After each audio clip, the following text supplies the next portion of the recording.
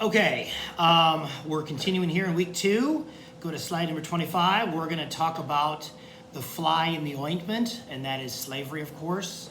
One of the things we've got to realize as we talk about our system of government, and I think I alluded to this in a previous video, but the ideals advocated within the Declaration of Independence, okay, were meant to be trans-historical and trans-cultural. If you remember the quote I provided from Abraham Lincoln, who in the late 1850s wrote "All honor to Jefferson," that basically says, as he wrote the Declaration of Independence and its ideal of equality, he basically gave us an abstract principle applicable for all times and all men. Okay, so these ideals are there, even though the individuals that advocated them were less than perfect individuals. Okay, case in point, Jefferson owned slaves. But the issue to me is not the flawed nature of Jefferson and others. Okay, but the issue for me is the very ideals that they advocated, which give us the very freedoms that we enjoy today.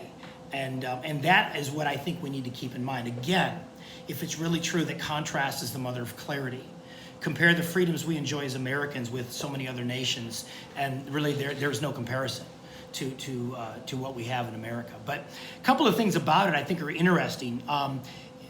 There was a section of the Declaration of Independence that actually got scratched at the last minute by Congress. But Jefferson wrote this. Okay, Jefferson, the slave-owning Jefferson, wrote this. And basically he wrote a section within it taking the King of England to task with regards to slavery. And he basically said, listen, we didn't ask for slavery in the colonies. This was forced upon us by the British system. And it's true, they really did. They forced the system on the American colonists, and they kind of had no choice as it got going. And then, of course, it became embedded into their system. But this is what he wrote. And again, most students don't know this, but I think it's important for you to realize that this was part and parcel of the Declaration of Independence, and it was only pulled at the last minute. This is what he said. He, the King of Britain, has waged cruel war against human nature itself. In other words, he's saying slavery is against human nature itself, violating its most sacred right of life and liberty in the persons of a distant people who had never offended him, captivated and carried them into slavery in another hemisphere, or to incur miserable death in their transportation thither. This piratical warfare, this opprobrium of infidel powers, is the warfare of the Christian King of Great Britain, determined to keep an open market where men should be bought and sold. He has prostituted his negative for suppressing every legislative attempt to prohibit or to restrain this execrable commerce, and that this assemblage of horrors might want no fact of distinguished dye. He is now exciting those very people to rise in arms among us, and to purchase that liberty which he has deprived them by murdering the people upon whom he has also obtruded them, thus paying off former crimes committed against the liberties of one people with crimes which he urges them to commit against the lives of another. Okay, this was extracted from the Declaration of Independence, but man, I mean, he pulls no punches, and he pretty much just, does kind of a, just goes off on the King of England and tells him, listen, we didn't ask for this. We don't want this. This is on you. Okay, so again, I want to show you kind of how the founders looked at slavery. It's a mixed bag. It's not perfect, but it is worthy of consideration. Okay. Again, Jefferson, a conflicted guy. On one hand, you could take a shot at him and go, see, you own slaves, I don't want to listen to anything you say. But again, if you remember the analogy I gave you, if I tell you,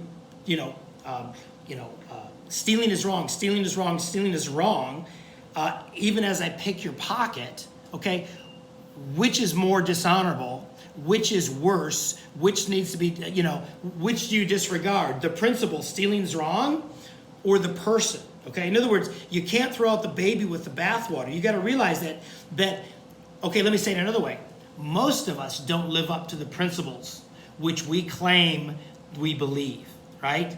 And so if we were held accountable for the violation of every principle that we violated, well, we're in a world of hurt, okay? So we got to realize that with Jefferson, the principle he advocated of equality for all men at all times is something that is worthy of keeping. Don't you dare throw that out, okay? We can, take issue with Jefferson, but the principle he advocated is true for all time.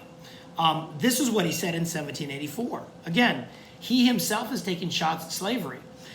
And can the liberties of a nation be thought secure when we have removed their only firm basis, a conviction in the minds of the people that these liberties are the gift of God, that they are not violated but with his wrath?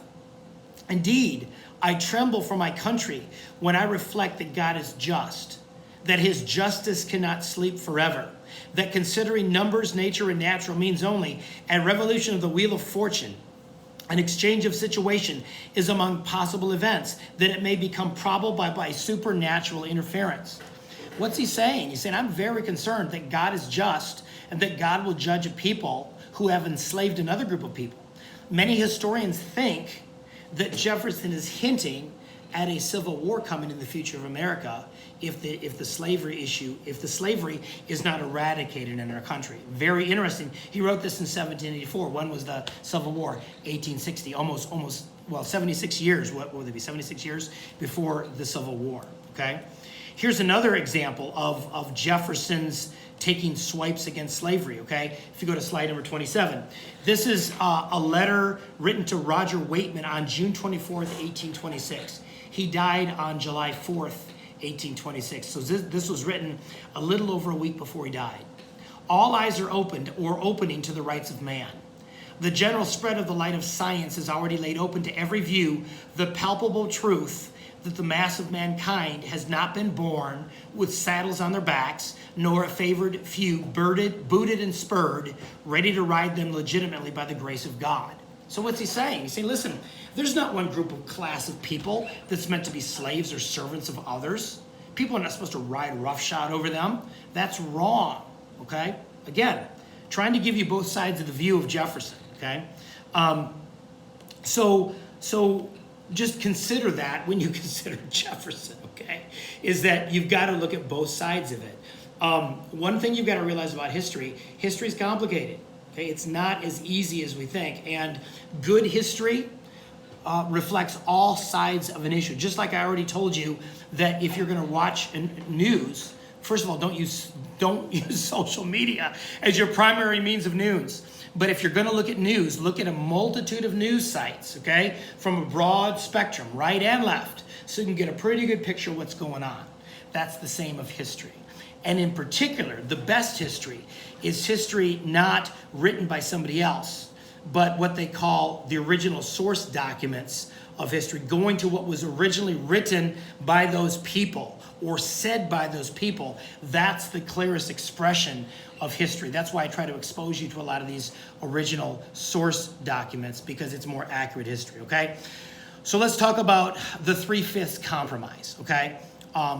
If you go to slide number 28, in the Constitution in Article 1, Section 2, it says this: representatives and direct taxes shall be apportioned among the several states which may be included within this union according to their representative numbers, which shall be determined by adding to the whole number of free persons, including those bound to service for a term of years, and excluding Indians not taxed 3/5 of other persons, okay? So they're saying here, and again, the Constitution never uses the term slavery, but they say in terms of how we're going to determine how many representatives come from southern states and northern states into this new Congress. How do we make it equal, okay? So that larger numbers of southern reps overcome the voice of the northern reps. Because if you added the entirety of all of the slaves in the southern states, because there weren't in the northern states, or for the most part there weren't, basically if you added the number of slaves to the number of white people within the southern states, you would have a much larger population.